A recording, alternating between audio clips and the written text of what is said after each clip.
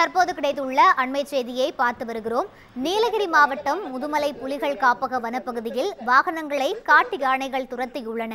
இது தொடர்பான வீடியோ சமூக வலைதளங்களில் வேகமாக பரவி வருகிறது.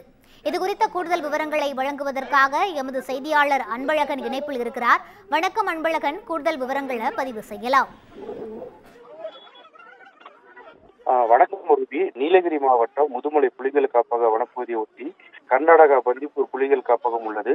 இந்த இரண்டு புலிகள் காப்பகம் வழியாக மைசூர், பெங்களூர் போன்ற நகரங்களுக்கு தேசிய நெடுஞ்சாலை செல்கிறது. அவ்வாறு நேற்று மாலை வழக்கம் போல அந்த வழியாக சுற்றுலா பயணிகள் வந்து சென்று கொண்டிருந்தனர்.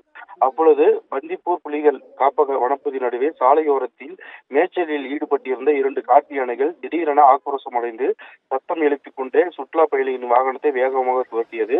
இரண்டு யானைகள் துரத்துவதை பார்த்த வாகன ஓட்டிகள் சாதுரியமாக வாகனத்தை இயக்கினர். நீண்ட நேரமாக இரண்டு யானைகள் வாகனங்களை துரத்திய நிலையில் ஒரு கட்டத்தில் வனப்பகுதிக்குள் சென்றது.